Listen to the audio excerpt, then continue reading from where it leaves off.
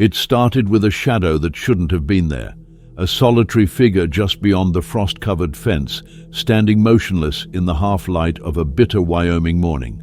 Rebecca Lawson rubbed sleep from her eyes, convinced it was a trick of the wind or some lingering remnant of an early morning dream.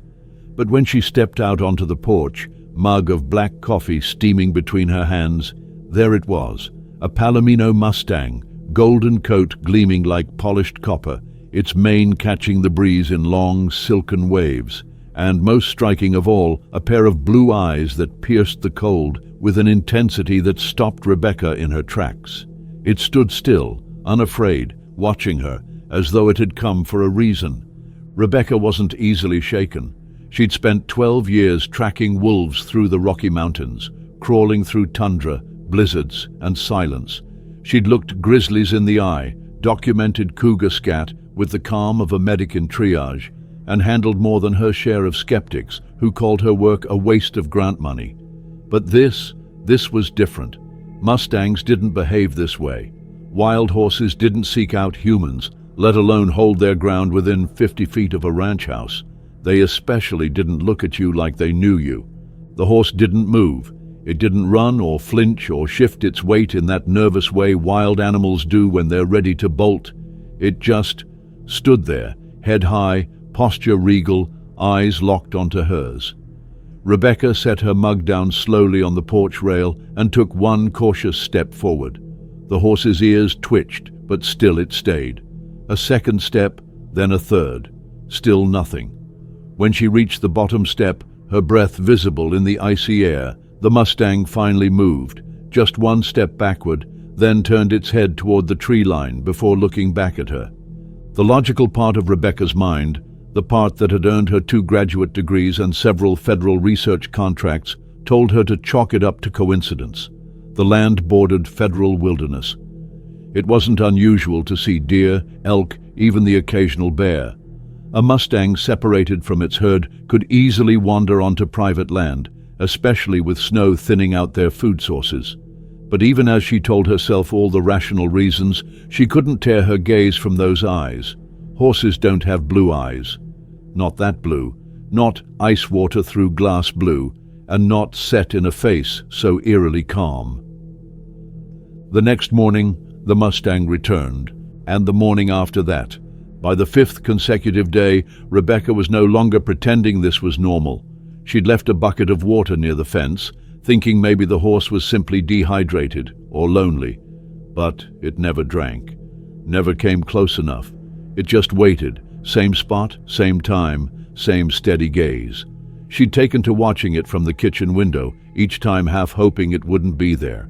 And yet, each morning, as the sun broke over the ridge, there it was, unmoving, as if guarding something, or inviting her to follow. She started calling it River without really knowing why. Maybe it was the way its mane flowed like water in the wind. Maybe it was something older, something buried beneath memory. She had vague recollections of her grandfather mentioning a Mustang like this when she was a child. A ghost horse, he'd called it. One that showed up in hard winters and vanished just as mysteriously. She'd thought he was telling stories to scare her, but now she wasn't so sure. On the 6th morning, something changed. The Mustang was there, as usual, but this time it didn't wait. It turned and began walking toward the woods, then stopped, looked back, waited. Rebecca stood in the doorway with her coffee, still in her boots and flannel pajamas, the cold biting at her skin. Every part of her told her to stay put, but her feet moved anyway. She grabbed her coat and followed the Mustang to the fence line, where the wire had long since rusted and broken. The horse slipped through easily, walking with deliberate slowness. It was clear it wanted her to come. And in that moment, against all reason, training and logic, Rebecca Lawson, the scientist, the skeptic, the biologist, stepped through the fence and followed a wild Mustang into the Wyoming wilderness, not knowing that everything she thought she understood was about to unravel. Not knowing that what waited for her in the mountains wasn't just a discovery, it was a destiny. The wind came first, sharp and dry, rattling the frost-bitten branches like bones. Rebecca stood alone on the porch of the house that had once been full of life, full of noise, full of the smells of wood smoke and bread. Now it was silent. She hadn't meant to stay this long. Her plan had been simple: come back, settle the paperwork, sell the land, and leave. Let someone else deal with the broken fences, the leaking barn roof, and the creaking floorboards that remembered too much.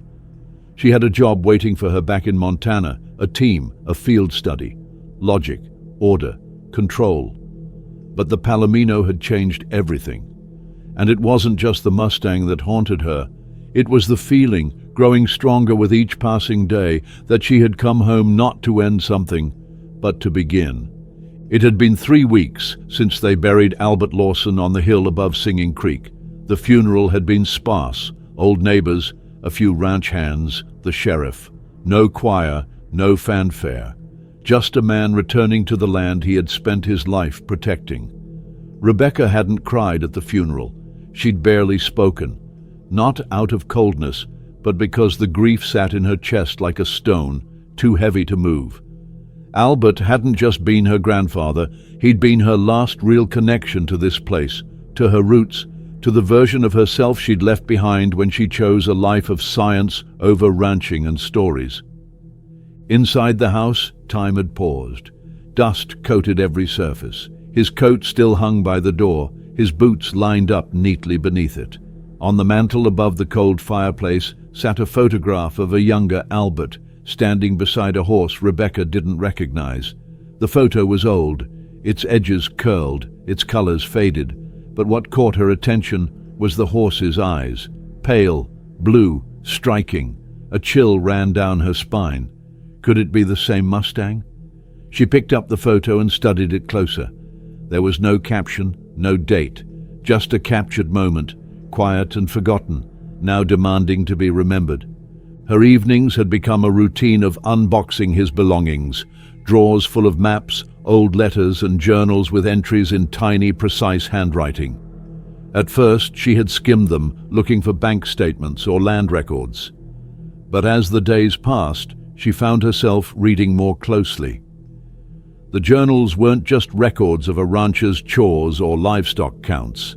They were observations, careful, methodical notes about the land, the seasons, the changes in the wind, the behavior of birds, and more curiously, recurring entries about a horse, a Palomino, always referred to as her. Sometimes just a passing mention: she was at the fence again today, looking in, like she remembered something. Other times, longer thoughts: I don't believe in ghosts, but there's a kind of knowing in those eyes, like she's waiting for something, or someone. Rebecca's hands trembled as she turned the pages. These weren't the words of a man losing his grip on reality.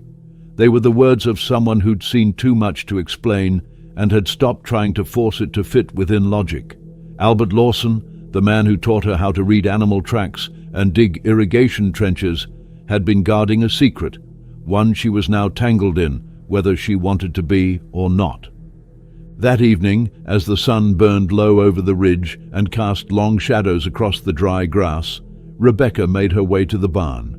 The interior was dim and smelled of old hay and weathered wood. Dust motes danced in the last shafts of daylight. She found herself drawn to the tack room, a narrow space that still held saddles, bridles, and gear long unused. In the back corner, behind an old tool chest, was a trunk she didn't recognize. It was heavy and locked with a rusted latch, but a few strikes from a hammer broke it free. Inside were more journals, leather-bound and aged. Alongside them, wrapped in oilcloth, was something even stranger: a carved wooden box with an intricate design of mountains and a horse etched into the lid. She hesitated before opening it, almost expecting it to hum or glow or breathe. But it didn't. Inside was a small stone carving of a horse, pale stone with tiny flecks of turquoise set into the eyes. She sat back on her heels, the object cradled in her hand. There was a weight to it beyond the physical. It felt ancient, deliberate. She couldn't explain why, but she knew with an absolute certainty this figure came from the cave river had led her to, and if that were true, then her grandfather hadn't just known about it. He'd been its protector, Rebecca stood slowly, the stone horse still in her palm. Outside, the light had turned to ash and indigo, and the wind had picked up again. She walked to the porch and looked out across the land. The fences were crumbling. The barn sagged. The well needed replacing. But the ground itself, this sprawling, wild place, was alive. It was holding its breath, waiting, just like the Mustang, just like the journal said. She clutched the carving tightly and whispered into the wind, "What were you trying to tell me, Grandpa?" The answer didn't come in words.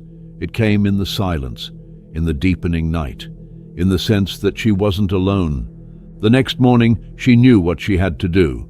No more pretending, no more half measures.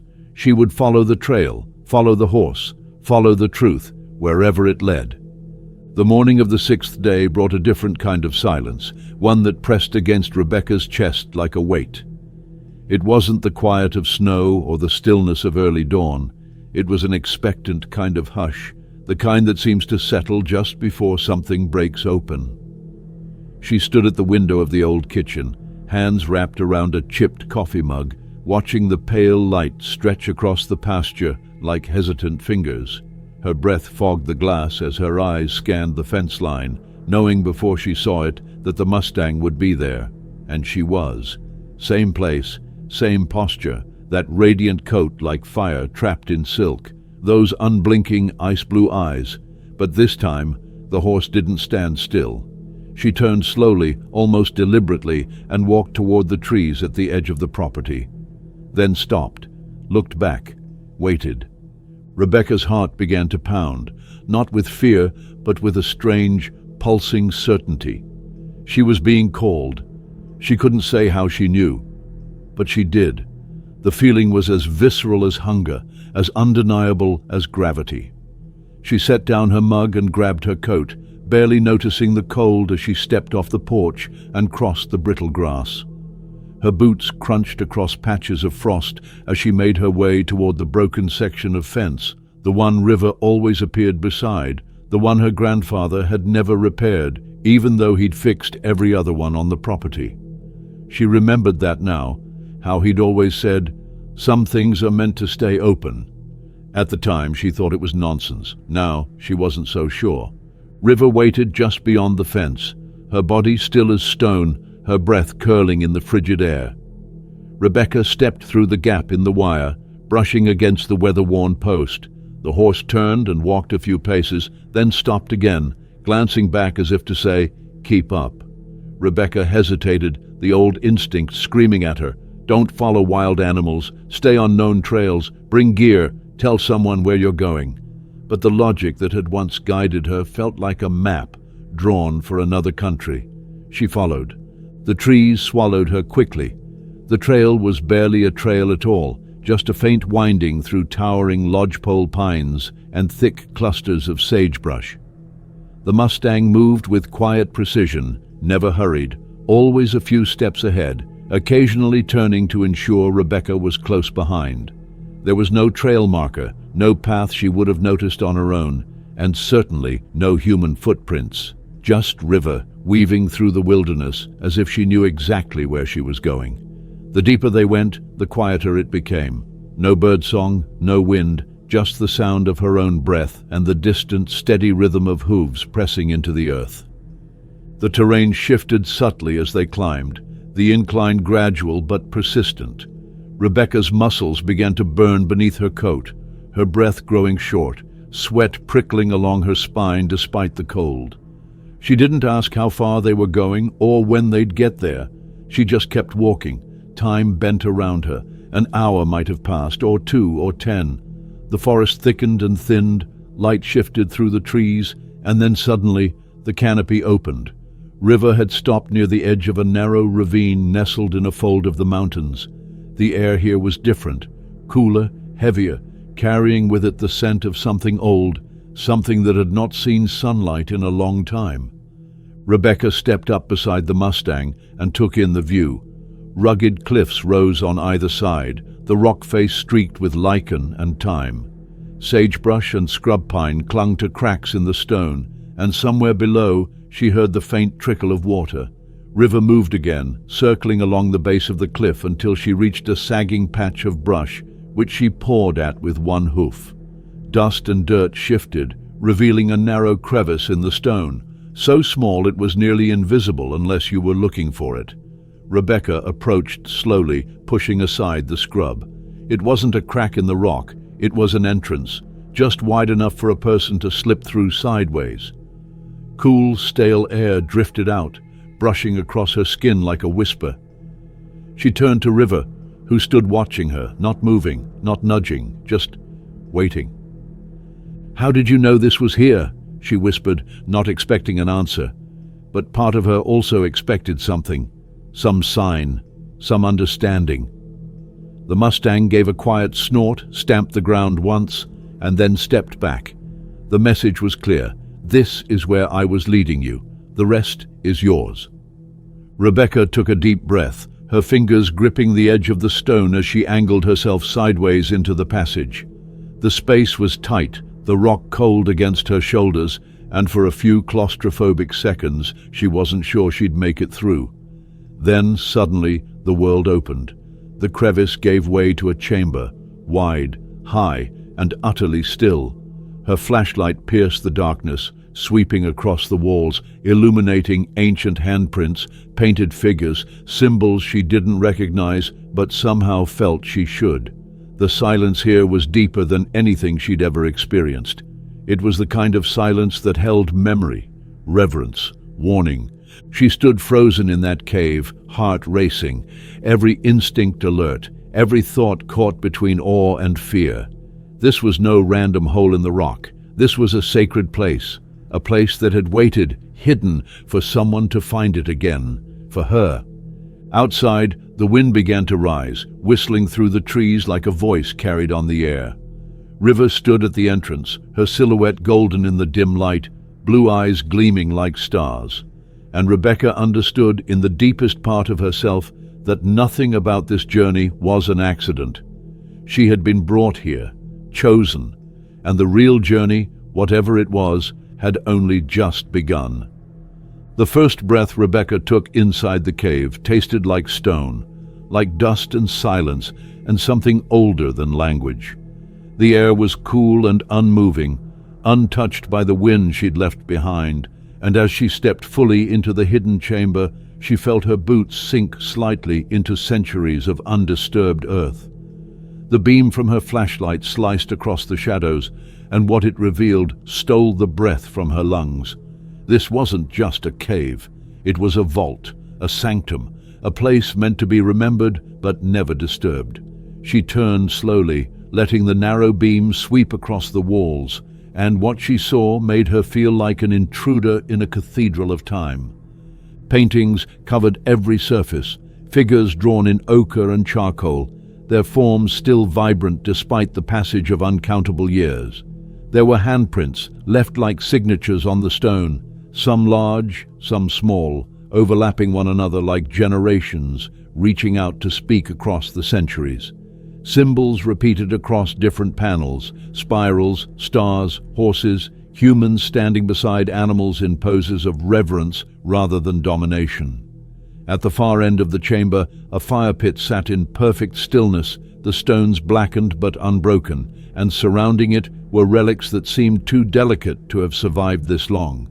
Clay bowls, polished tools, ornamental pieces carved from bone or shell. Some of the pottery still bore painted patterns, lines and shapes that mirrored the artwork on the walls. It was as if the people who had once knelt here had only just stood and walked away. She moved carefully, reverently, afraid her very presence might shatter the fragile atmosphere that had preserved this place. Her training as a biologist urged her to document it all, but her instincts told her to simply observe, to listen. There was something sacred here, an energy maybe, or memory pressed into the stone, that demanded respect. She could feel it, not just as a scientist, but as something more primal. The ground felt alive beneath her feet, as though it remembered every footstep that had ever crossed it. Near one of the alcoves carved into the wall, something glinted in her flashlight's beam. She crouched, brushing away a thin layer of dust, and uncovered a small stone figure, an intricately carved horse no more than 6 inches long. Its body was smooth, shaped with care, but the most arresting detail was its eyes, 2 tiny inlays of turquoise set into the head, capturing light even in the dim cave. The same eyes, the same unnatural, unforgettable blue as the Mustang that had led her here. Her hands trembled as she held the figure, cradling it with the same caution she might a live bird. This was more than coincidence. The carving had been made by hands long gone, yet it bore the exact likeness of the horse she knew as River. Not a resemblance, not a guess, a match.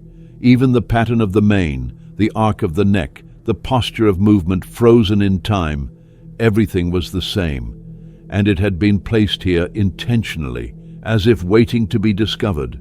Rebecca's mind raced, the lines between logic and legend beginning to blur in ways that made her deeply uncomfortable. There was no scientific model that could explain how a wild horse, alive today, had been carved into stone hundreds, maybe thousands, of years ago with such precision. No theory accounted for that kind of synchronicity, and yet there she was, holding it in her palm, the stone warm from her touch, the cave utterly still, except for the sound of her own breath. She didn't want to let it go, but she knew she couldn't keep it. Not really. This figure belonged here, part of a story she didn't fully understand yet. As she gently placed the carving back in its exact resting spot, a memory surfaced, her grandfather's voice, soft and grave, from a summer evening years ago when she was just a girl, sitting beside him on the porch. He had said, "Some places don't forget. They just wait for the right person to remember them." At the time, she'd thought he was being poetic. Now, she wondered if he had meant it literally. She turned back toward the entrance of the chamber, her flashlight tracing the path she had taken in. River was still there, just outside the opening, her golden coat glowing faintly in the indirect light, head lowered slightly, as if in patience. Rebecca walked toward the narrow gap, but before she passed through, she paused and looked back.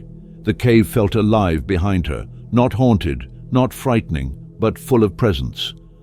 A living memory, a truth that had remained hidden for so long because the world wasn't ready to see it. Maybe it still wasn't. Stepping back into the crisp air of the Wyoming wilderness felt like waking from a dream she wasn't ready to leave. The light had changed. The sun hung lower now, casting long shadows between the trees.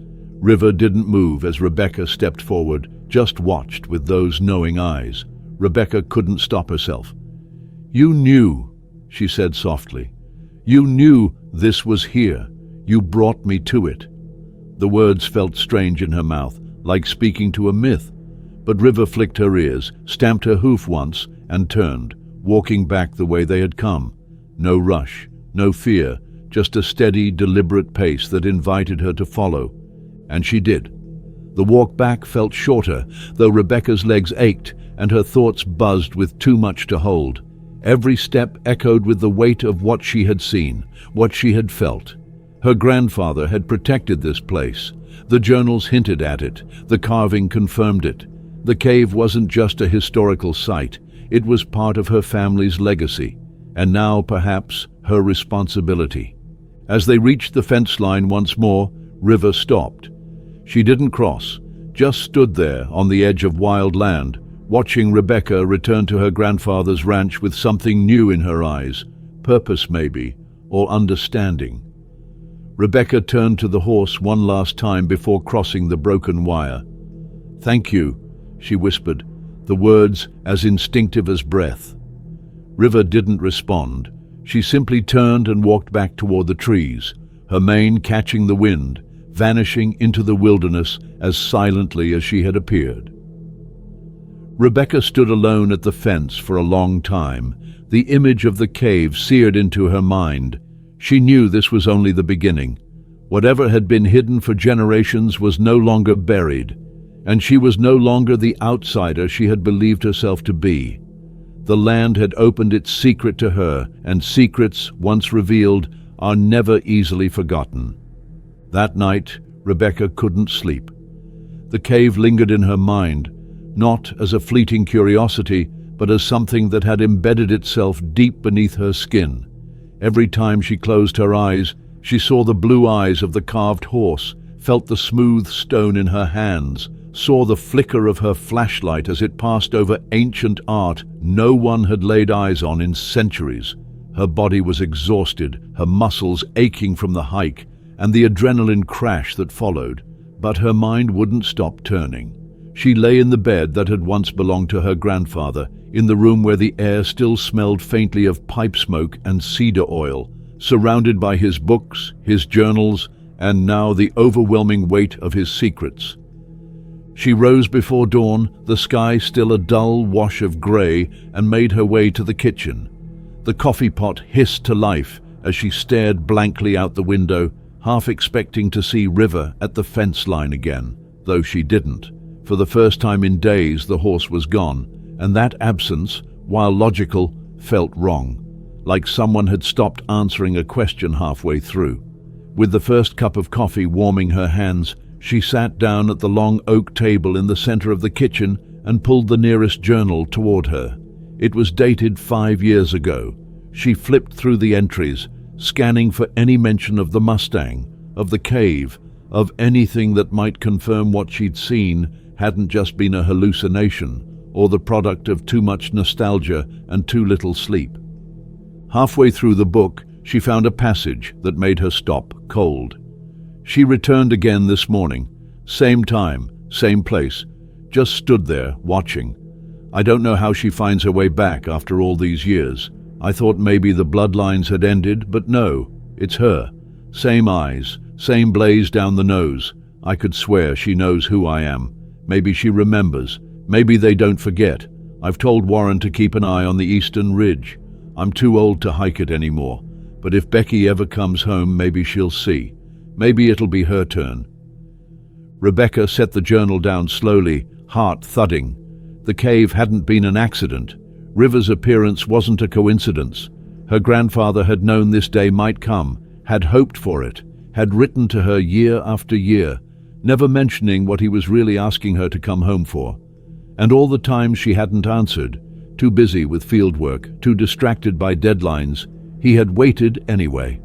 She stared at the wall across from her, at the framed photograph of Singing Creek in spring, everything green and gold. She could almost hear his voice again, saying her name the way only he had, full of pride and quiet expectations. But before she could lose herself in that spiral, a sound broke through the stillness of the house, the crunch of gravel beneath tires. She rose quickly and crossed to the window. An old green pickup truck rumbled into the yard, its headlights cutting through the low mist still clinging to the fields.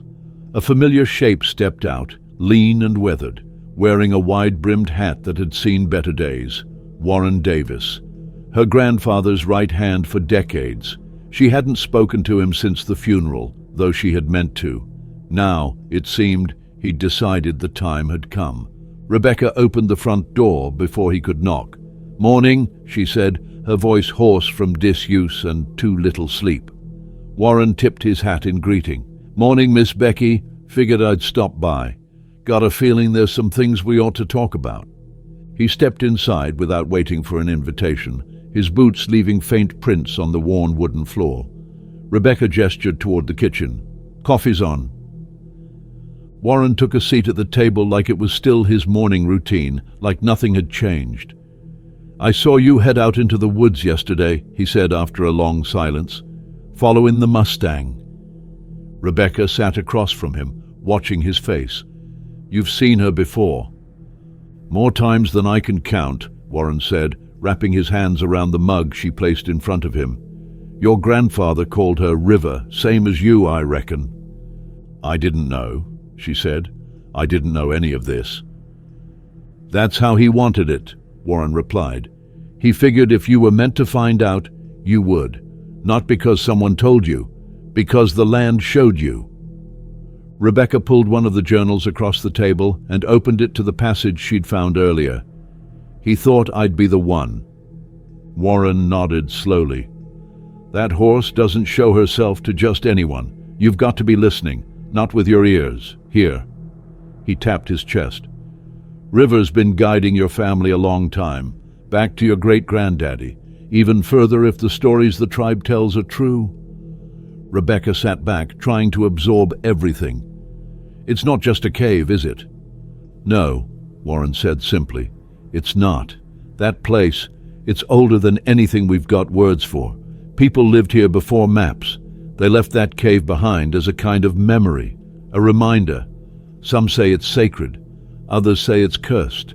I say it's important, and it's waiting on someone to keep it safe." Rebecca looked down at her hands. "He never said a word to me about it, not in all those letters, not once." "He wanted you to come home on your own," Warren said. "Not because of a cave, because of who you are, and maybe, once you were ready, the rest would follow." The kitchen fell into a heavy silence. Outside, the mist was starting to burn off the fields. Rebecca felt like the ground beneath her had shifted, the foundation of her understanding cracked open. Her grandfather hadn't just left her a house and some acres of fading ranch land. He'd left her a trust, a responsibility, something threaded into the bones of the earth itself. Warren took one final sip of his coffee and rose from his chair.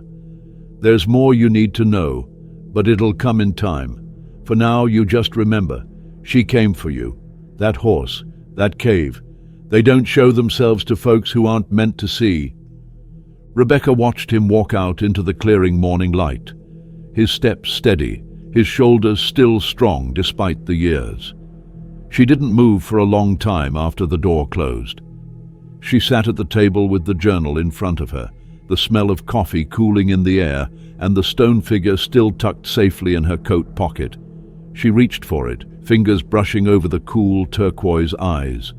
There was no more pretending. This was just a personal errand, just paperwork and goodbye. The land had called her home for a reason, and now that she had seen what lay beneath it, what her grandfather had spent a lifetime protecting, she knew there would be no walking away. Not without a fight, not without a choice, not without understanding why. The knock came just after noon, sharp and deliberate against the weathered wood of the front door. Rebecca had been poring over maps in the living room, old survey records her grandfather had stashed in a lockbox beneath the floorboards. Each one showed slight discrepancies, hidden annotations in his handwriting that seemed meaningless at first glance, until taken together they painted a picture of a man quietly defending something far more valuable than livestock or soil. When she opened the door, the man standing on the porch wasn't a stranger, though he might as well have been. It was Greg Simmons, dressed in a tailored jacket too polished for the Wyoming dust, his smile too bright, too fixed. "Miss Lawson," he said smoothly, extending a manicured hand. "Greg Simmons. I hope I'm not interrupting." "You are," she replied, not taking his hand. He hesitated, just briefly, then smiled again and stepped inside without waiting for permission. "I'll be quick, I promise. I represent Pinnacle Development Group. We're working on a proposal that we believe could revitalize this entire valley. I understand you're considering selling the ranch." Rebecca closed the door behind him, her jaw tightening. "I haven't made any decisions yet." "That's exactly why I'm here," he said, producing a glossy folder from his briefcase and laying it on the kitchen table like he was offering her a winning lottery ticket. "We'd like to make you an offer, one well above current market value. Sight unseen, all cash. We're prepared to close quickly." She didn't touch the folder. "Why the rush?" "Because this property," he said, gesturing out the window as if the land were already his, "is key to our plan. We've acquired leasing rights to the adjacent federal land, 5,000 acres. Your ranch is the heart of it. The perfect centerpiece for a resort, residential lots, ecotourism experiences. Very low impact, of course. We believe it's a win-win. The community gets jobs. You walk away with enough to fund any dream you've ever had." Rebecca stared at him, heart pounding. She thought of the cave, of the turquoise-eyed carving nestled in her coat pocket, of the paintings that had been untouched for millennia. "You've been surveying Sacred Stone Canyon." Simmons' smile didn't falter, but she saw the flicker behind his eyes.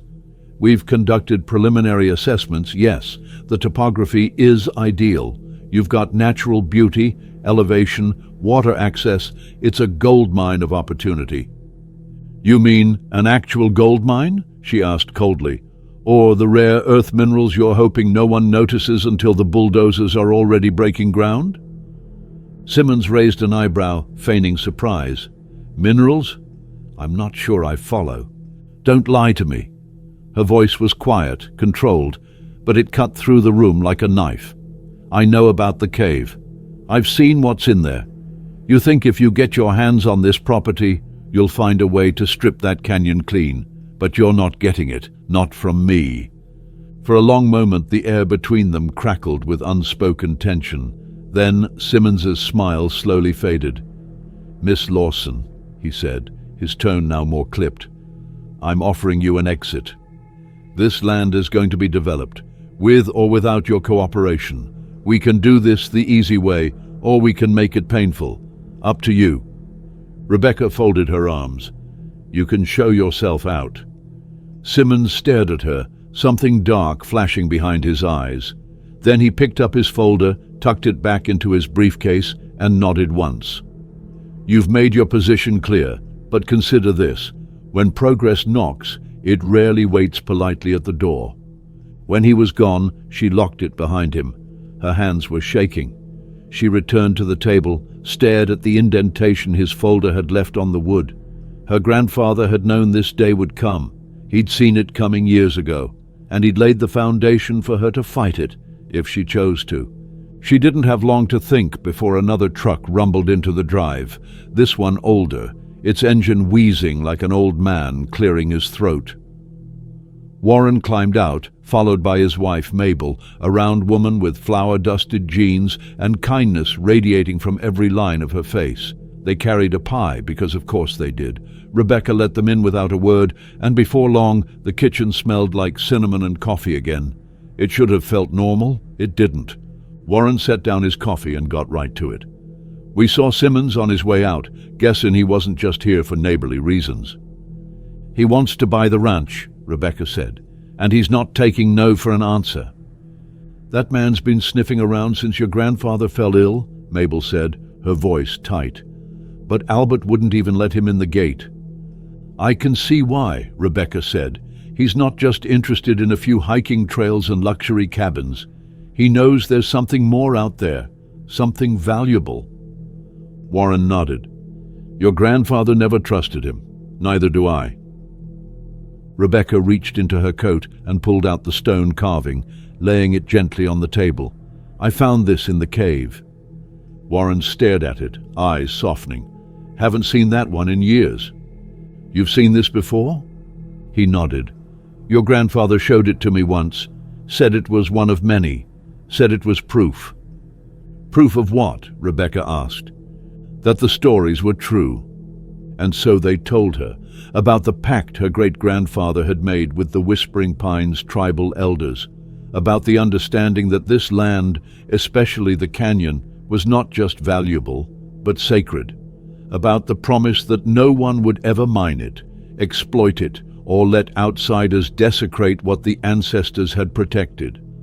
The Lawsons had owned the title on paper, but the stewardship belonged to something older, deeper. Her family had simply been chosen to uphold it. She sat in silence for a long time after they finished. The pie on her plate had gone cold. Outside, the wind picked up, howling low through the gaps in the old windows. Simmons was right about one thing: this wasn't over. But what he didn't understand, what he could never understand, was that he wasn't just trying to buy land. He was trying to unravel a legacy built on trust, guarded by time, and protected, somehow impossibly, by a wild horse that kept returning when it mattered most.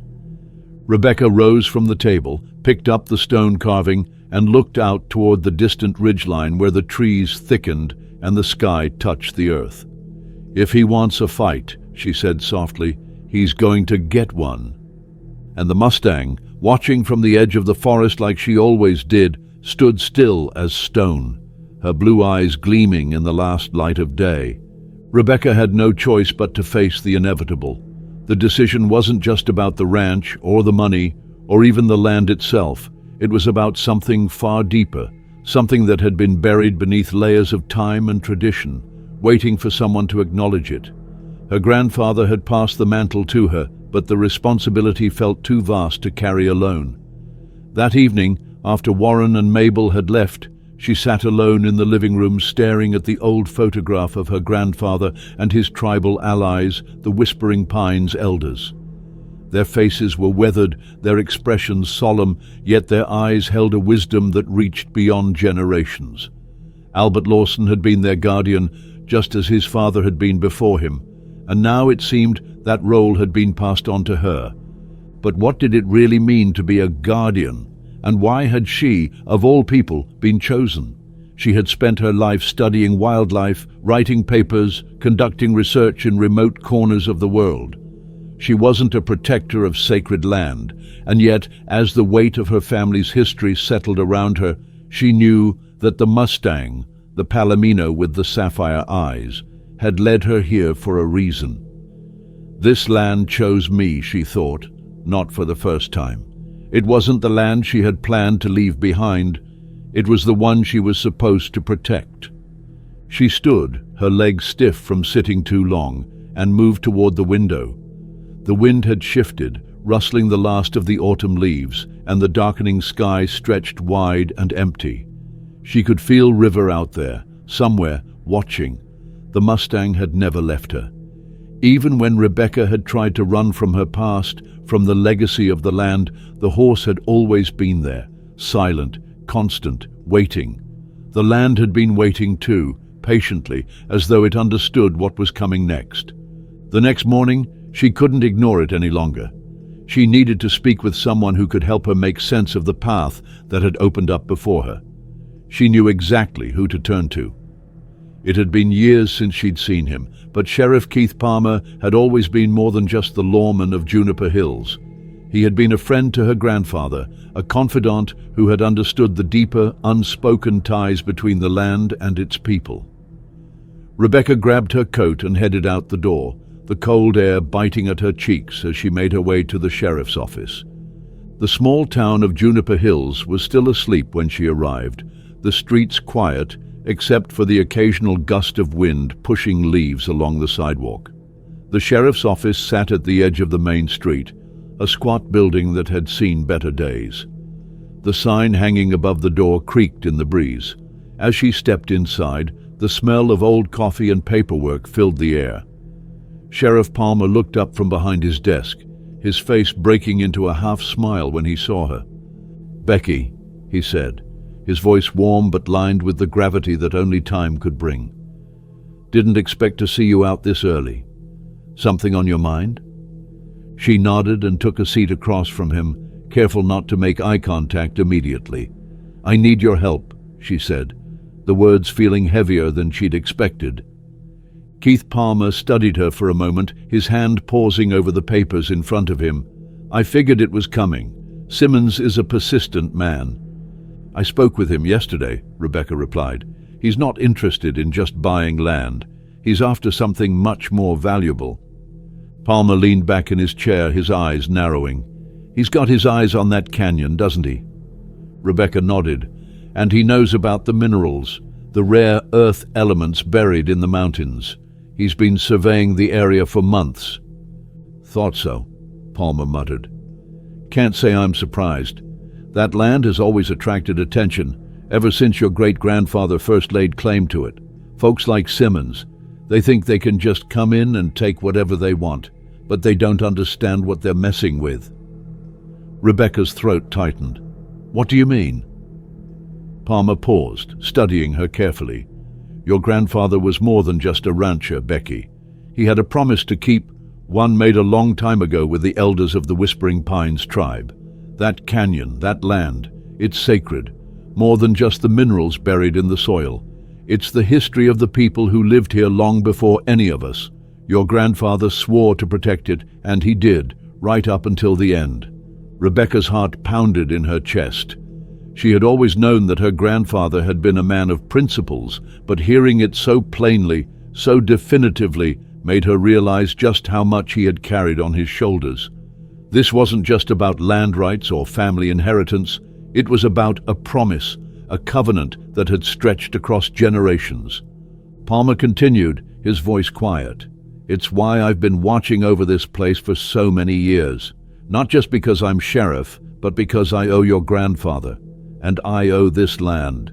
You're the one who has to decide now, Becky, whether you want to keep that promise or let it go." Rebecca felt a wave of panic rise in her chest. She wasn't ready for this. She wasn't prepared to carry the weight of something so much larger than herself. She had spent her life focused on research, on science, on facts that could be measured and explained. This was different. This was a story of something older than science, older than reason. And yet, she couldn't deny the pull. The Mustang, the cave, the stone carvings that had whispered to her through time. They had chosen her. But why? "I can't just ignore this," she said, her voice trembling. "But I don't know what to do." Palmer looked at her with the same steady eyes that had watched over this town for decades. "You don't have to do it alone, Becky. I'm here. The tribe's here. You just need to make the choice. You can't let men like Simmons bulldoze everything your grandfather and the elders worked for." Rebecca looked down at the table, her mind racing. The responsibility was too much. She had come back to Wyoming to sort through the mess of her grandfather's affairs, not to step into a battle that stretched beyond her understanding. And yet, as the weight of it pressed against her, she knew deep down that there was no other path. The cave, the promise, the land, it had all led her here, and if she didn't act now, everything would be lost. "I need to talk to the tribe," she said, finally meeting Palmer's gaze. "I need to understand everything. I need to hear their side." Palmer nodded slowly, his expression softening. "I can arrange that. Thomas Soaring Eagle comes into town every Thursday. I'll take you to him. But be ready, Becky. This won't be easy. The tribe has their own traditions, their own beliefs. You're walking into something that can't be explained with science." Rebecca stood, her hands trembling slightly as she adjusted her coat. "I know, but I can't ignore it anymore. I'll see this through, one way or another." Palmer rose with her. "I'll do whatever I can to help. Just don't forget, you're not alone in this." As she left the sheriff's office, her mind was spinning, the weight of the decision pressing against her chest like a stone. The road ahead was uncertain, full of unknowns, but there was one thing Rebecca knew for sure. She couldn't turn away. The Mustang was waiting for her, the land was waiting for her, and her grandfather's promise was waiting to be fulfilled. She just hoped she could live up to it. The drive to Whispering Pines felt longer than it was. The road wound through the valley, the landscape gradually changing from the familiar stretch of Singing Creek Ranch to the wide open spaces of the surrounding wilderness. Rebecca felt a sense of urgency pushing her forward, but it was more than just the need to meet with Thomas Soaring Eagle. It was the heavy weight of the unknown, the questions that still hung unanswered, the things she didn't fully understand but felt in the marrow of her bones. The promises her grandfather had made, the legacy of his life, the pull of the land, everything had been leading her here.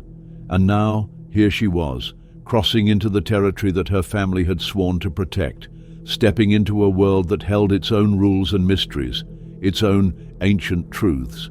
As they approached the reservation, the land seemed to breathe in a way that felt different from anywhere else. The landscape was dotted with low hills, expansive grasslands, and clusters of thick trees, the scent of sagebrush strong in the air. Rebecca had been here before, years ago, when she was still a child, visiting Thomas and his people with her grandfather. But everything had seemed so distant then, like a story told by someone else. Now it felt real. This land was alive in a way she hadn't quite understood before. When they arrived at the tribal offices, the place looked quiet, almost unassuming. A small building tucked away between rows of simple cabins with a few scattered vehicles parked outside. There was nothing extravagant about it, and yet Something about the way it sat on the land made it clear that this was not a place that needed to prove itself. The power here was quiet, rooted in the earth, in the history of the people who had lived and cared for this land long before anyone else. Rebecca pulled into a parking spot and sat there for a moment, staring at the building ahead. Palmer was already out of the truck, walking toward the door without hesitation. She followed him, her heart beating louder in her chest. When they entered, the space inside was cool, sparsely furnished, with walls lined with photographs, paintings, and woven tapestries. There were shelves filled with books on history, culture, and spirituality. But it wasn't the surroundings that caught Rebecca's attention. It was the man standing behind the desk. Thomas Soaring Eagle was as much a part of the landscape as the mountains themselves. His presence was commanding without being loud, his body tall and lean, his face weathered from years of living in the elements. His dark eyes were steady, unblinking, as they met Rebecca's, and for a moment it felt like he could see straight through her, as if he knew everything she was thinking, every question that had been gnawing at her since she arrived. There was no warm handshake, no small talk. Instead, he nodded, just once, as if acknowledging something that had been set in motion long before her arrival. "You've come," Thomas said, his voice deep and steady, like a river flowing beneath the surface of a still lake. Rebecca swallowed, not sure how to begin. "I need answers," she said, her voice sounding small in the vastness of the room. "I need to understand what's happening, what my grandfather was trying to protect, and why it matters now." Thomas studied her for a long moment, his gaze never wavering. "You already know more than you think, Rebecca. The land has already told you its story. You've only begun to hear it." She felt a chill run through her. "What do you mean?" "Your grandfather didn't just protect the land for his own reasons. He did it because the land speaks to those who listen. It chose him, and now it's chosen you." The words hit her like a punch, and she felt dizzy, unsure of how to process them. She wanted to ask more, wanted to demand that he explain what he meant, but the look in his eyes told her that the answers she was searching for couldn't be rushed. They weren't the kind of answers you could simply read in a book or find in a scientific journal. This was something deeper, something that required faith. "What is it about the Mustang?" she asked, her voice a little steadier now. "Why does it keep coming back?" Thomas leaned back in his chair, folding his hands together as he considered her question. "The Mustang is not just a horse, Rebecca. It is a spirit, a guardian of the land, sent to protect what is sacred. It has been appearing to your family for generations, not by chance, not by coincidence. It comes when the land needs a protector, when it needs someone who can carry the weight of its history." Rebecca felt a tremor of disbelief run through her. "You're saying the horse is spiritual? A guardian?" "Not just the horse," Thomas replied. "The Mustang is the messenger, the link between the human world and the spirit world. It carries the memory of those who lived here long before any of us. Your grandfather understood this. He was chosen to keep the promise made by his father and his father's father, to protect the land and the secrets it holds. But now, the time has come for you to understand why." Rebecca's mind spun as she tried to absorb everything. She had spent her life focused on biology and science, studying facts, searching for explanations, but now she was being asked to believe in something far beyond her understanding. She had seen the cave, seen the carvings that resembled River, the Mustang, and now Thomas was telling her that the horse had been a constant presence in her family's history, an ancient guardian that could not be explained by science. "Why me?" she whispered, barely able to understand her own question. "Why did it choose me?" "You've always been a part of this, Rebecca," Thomas said. "Even when you didn't know it. The land speaks to those who listen. Your grandfather listened. Now you must listen too." Rebecca sat in silence, the weight of his words pressing down on her like a heavy blanket. She felt her chest tighten, the fear of what she was being asked to accept clawing at her. She had come here to understand, to get answers, but what if the answers didn't make sense? What if they asked her to believe in something that she couldn't? "I don't know if I'm ready for this," she said, the words coming out raw and unsteady. "I came here to sell the ranch, to move on with my life." Thomas nodded slowly, as if he had known this was coming. "You can still choose, Rebecca. You can still walk away from all of this. The land won't force you. The Mustang won't force you. But know this, the land will wait. It has waited for generations. And if you don't answer the call, the consequences will be more than just the loss of your family's history. The land will fall into the wrong hands. People like Simmons will come, and they will take everything." The words hung in the air like a heavy cloud, and for a moment Rebecca felt like she might suffocate under their weight. The decision before her felt impossible. She wasn't a guardian, she wasn't a protector. She was just a scientist, a woman who had left her home to pursue a career, to study wildlife and escape the shadows of the past. But now, the past had caught up with her, and she had to decide whether to step into it or turn away. Thomas stood up, his movements slow and deliberate. "I will help you, Rebecca. The tribe will help you. But you must decide now. You cannot wait any longer. The time has come for the land to have its voice, and for you to take up your place in the story that has always been written for you." Rebecca looked at him, then at Palmer, who stood quietly by the door, waiting for her decision. The air seemed to thicken around her, the weight of the moment pressing in on her chest. She could feel River out there, just beyond the trees, watching, waiting. The Mustang had led her this far. Maybe it was time to stop running from what she had been chosen to do. Rebecca took a deep breath, and for the first time she felt a sense of calm settle in her chest. She knew what she had to do. "I'll do it," she said, her voice steady. "I'll protect this land. I'll keep my grandfather's promise." Thomas's eyes softened, and for the first time he smiled. "Then let us begin." The decision was made, but the weight of it settled heavier on Rebecca's shoulders with every passing day. She had said the words, "I'll protect this land," but as the days bled into one another, it became clear that protecting the land was no simple task.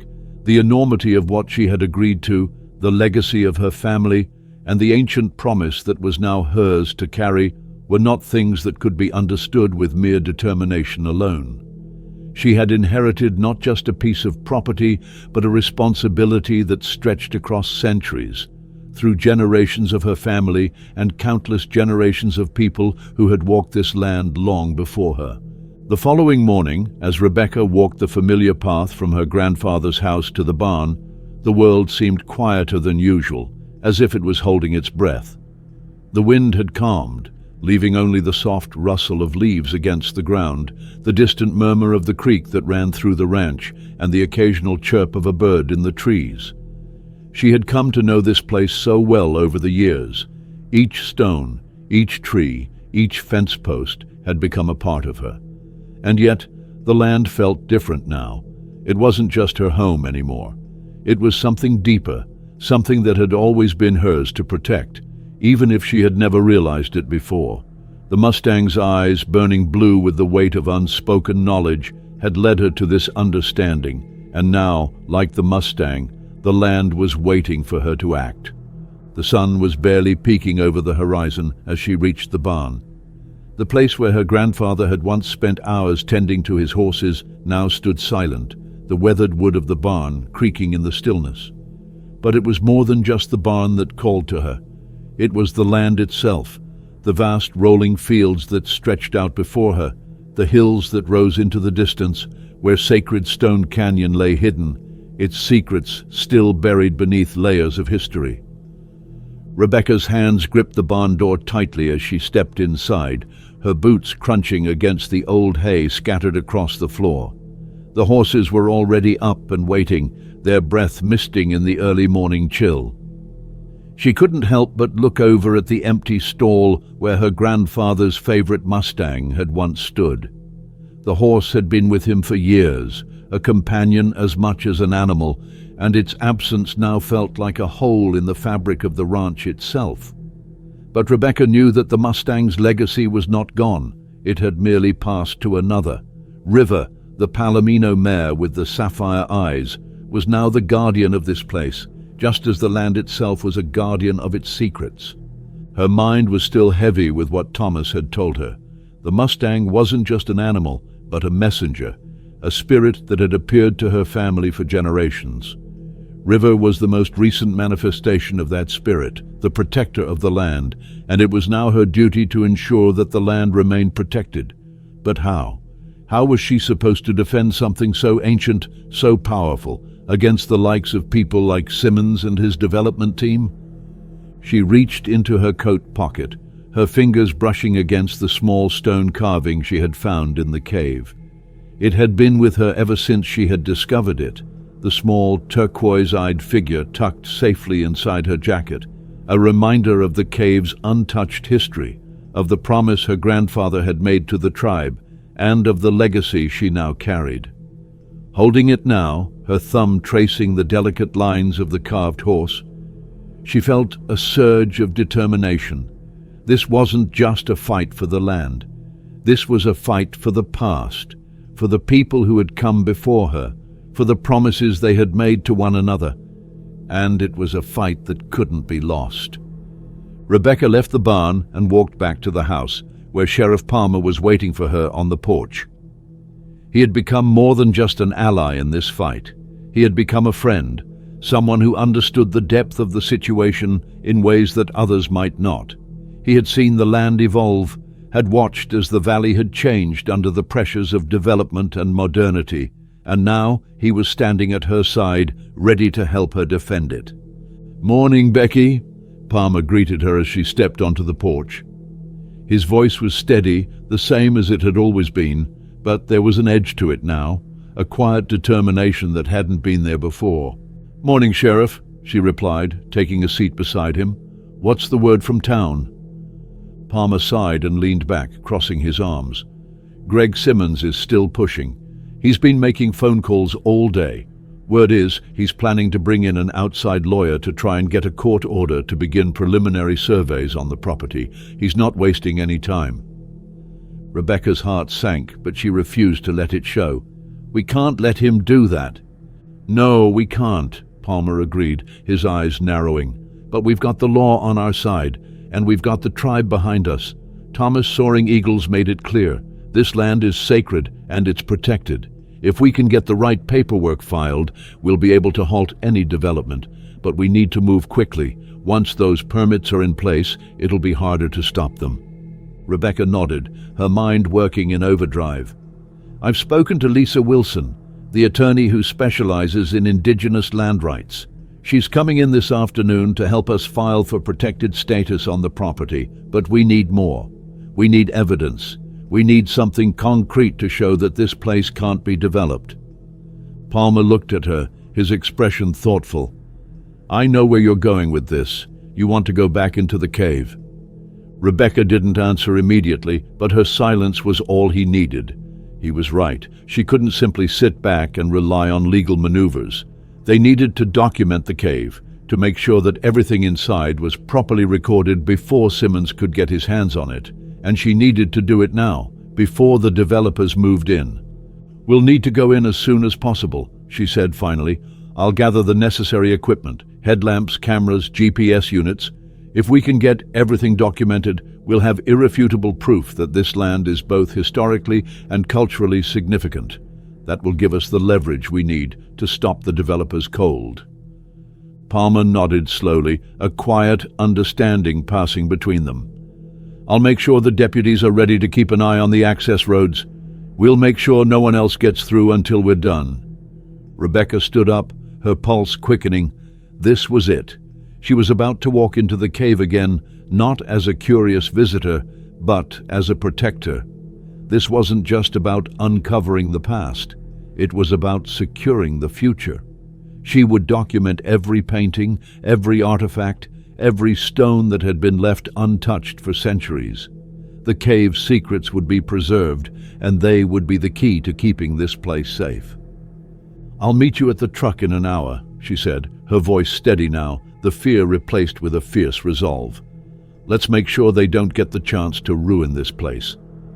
As she gathered the gear, the weight of the stone carving still pressed against her chest, reminding her of the connection between the past and the present, between the promise her grandfather had made and the promise she was now making.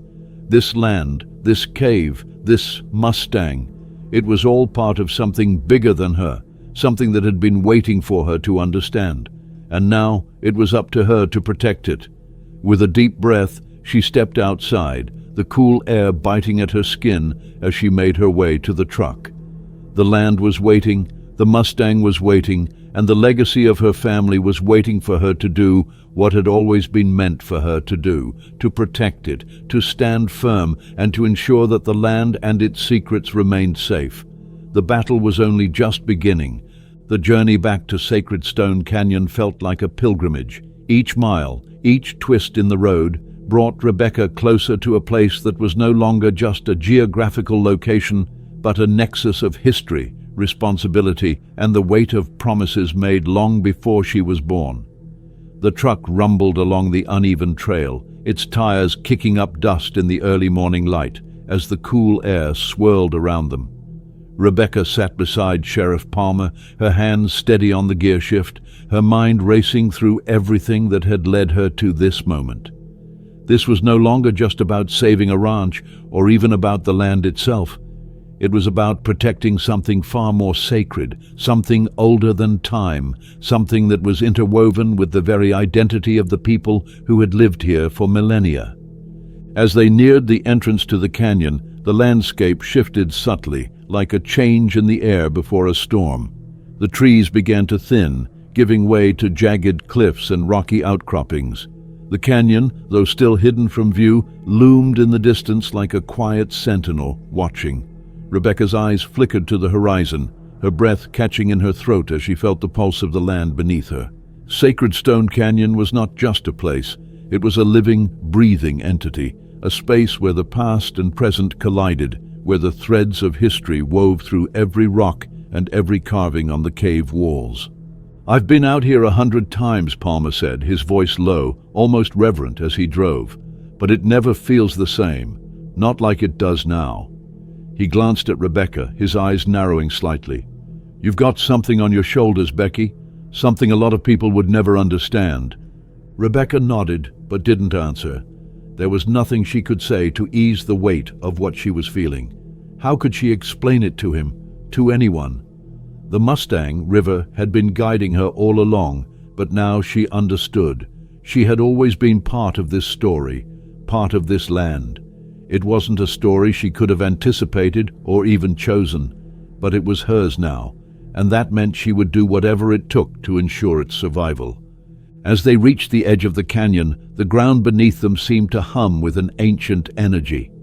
The pale cliffs rose sharply around them, their surfaces etched with the passage of time. Rebecca parked the truck by a cluster of trees, the same place she had parked when she first followed River into the canyon all those days ago. Her heart skipped a beat, and she turned to Palmer, who was already getting out of the truck, his face set with quiet determination. "Let's do this," he said, his voice steady, but Rebecca could see the glint of concern in his eyes. He had been a part of this community for years, seen its growth and its struggles, but nothing had prepared him for the battle that was now unfolding. They walked together toward the cave entrance, the air thick with the scent of pine and earth. As they approached, Rebecca felt a familiar presence, River. The Mustang stood at the edge of the trees, her golden coat catching the light in a way that made her seem almost ethereal. The blue eyes locked onto Rebecca's, and for a moment time seemed to slow. River had led her here, had shown her the way, but this was the moment that would define everything. It wasn't just about what had been discovered in the cave, it was about what they were about to protect, what they were about to fight for. Rebecca felt a sudden rush of emotion, a mixture of fear, hope, and a deep, unshakable sense of duty. She took a deep breath and approached the Mustang, her heart pounding. The horse didn't flinch, didn't move. Instead, River stood calmly, as if waiting for Rebecca to make the next move. Rebecca reached out, her hand trembling slightly as she touched the horse's muzzle.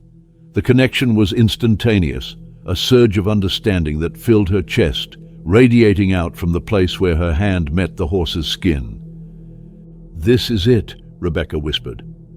The words felt inadequate, but they were the truth. This was the moment everything had been leading to. The Mustang's eyes seemed to answer her, a quiet assurance that despite the challenge ahead, they were not alone. The legacy of her family, the history of the land, the promise her grandfather had made, it was all coming together now, and Rebecca knew there was no turning back. She turned toward Palmer, who had been watching quietly. "It's time," she said, her voice steady now. The sheriff nodded, his hand resting on the revolver at his side, but there was no fear in his eyes, only determination. Together they walked into the cave, the dark entrance swallowing them up, the sound of their boots muffled by the thick carpet of pine needles beneath them. Rebecca's flashlight cut through the darkness, illuminating the walls of the cave, the ancient paintings that covered every surface, telling stories that had been passed down for generations. Her heart raced as she moved deeper into the cave, the significance of each symbol growing clearer with every step. "This is it," Palmer said quietly, his voice reverberating off the walls. "This is what Simmons wants to destroy." Rebecca nodded. "And we're not going to let him." They moved further into the cave, past the intricate carvings and painted scenes that had been created thousands of years ago. As they approached the deeper chambers, Rebecca felt a sense of awe wash over her. This was the heart of it all, the space where history had been preserved in stone, in pigment, in memory. But it wasn't just history. It was a legacy that Rebecca was now a part of. Palmer set down his equipment, and Rebecca followed suit. They had to document everything to make sure it was preserved before anyone could tamper with it. She pulled out her camera, setting it up to capture every inch of the cave's walls. As she worked, her thoughts raced. Every image she took, every measurement she made would be vital in the fight ahead. They had to prove that this was more than just a cave. It was a living testament to a culture that had existed for thousands of years, a culture that had been connected to this land long before the modern world ever existed. And then, as they moved deeper into the cave, Rebecca's flashlight caught something unexpected, something that took her breath away. In the farthest chamber, hidden behind a cluster of rocks, she saw it, a stone column, larger than any she had seen before, carved with the unmistakable shape of a horse. The Mustang, in its full form, etched into the stone as though it had been there since the dawn of time. The horse's eyes, turquoise and gleaming, mirrored the ones she had seen in River's gaze. Rebecca stepped closer, her hand hovering over the stone as she took it all in. This wasn't just an artifact. This was a symbol, a marker of something sacred. She could feel it in her bones. The Mustang wasn't just a protector of the land, it was a guardian of its secrets, its history. And now, as she stood in the presence of this carving, she understood the true weight of what she had inherited. Palmer moved to stand beside her, his voice soft. "That's the one, isn't it? The guardian." Rebecca nodded, feeling the weight of the moment pressing down on her. "Yes, this is what we're protecting." She stepped back from the carving and set up the camera to capture it in full. Every detail mattered now. Every image, every piece of evidence they could gather would help protect this place. They worked quietly for hours, documenting everything they could, taking photographs of the paintings, the carvings, the artifacts that had been left behind. But as the hours passed, the sense of urgency grew. Rebecca could feel time ticking away. Simmons wouldn't stop. They couldn't afford to waste any more time. Finally, as the sun began to dip below the horizon, Rebecca and Palmer made their way back to the entrance. They had what they needed: the proof, the evidence, everything that would keep the land safe. But, as they emerged from the cave, the weight of the world seemed to settle even heavier on Rebecca's shoulders. This wasn't just a legal battle anymore. This was something more profound. It was a battle for the soul of the land itself, a battle that would require every ounce of strength and resolve she had. And then, as if on cue, River appeared. The Mustang stood at the edge of the trees, her golden coat glowing in the last light of the day. Rebecca paused, her breath catching in her throat. The horse didn't move, didn't come closer. Instead, River simply stood there, watching, waiting. Rebecca's heart swelled with something she couldn't name, and she walked toward the horse, her footsteps steady. As she approached, River tossed her head, a soft snort escaping her nostrils. Rebecca reached out, her hand resting lightly on the Mustang's shoulder. "Thank you," she whispered. It wasn't just a thank you for guiding her to this point, but for everything, the land, the legacy, the promise, for the connection that had been forged in the depths of the earth. River didn't answer. She didn't need to. The Mustang simply nudged Rebecca gently with her nose, and with that, turned and walked back into the trees, disappearing into the shadows. Rebecca stood still for a long moment, the weight of what had happened settling deep within her. She had made her choice. She had stepped into a role she hadn't expected but couldn't deny. The Mustang had chosen her. The land had chosen her. And now she would do whatever it took to protect it. As Palmer approached, she turned to him, a quiet resolve in her eyes. "It's not over yet," she said, "but we're ready.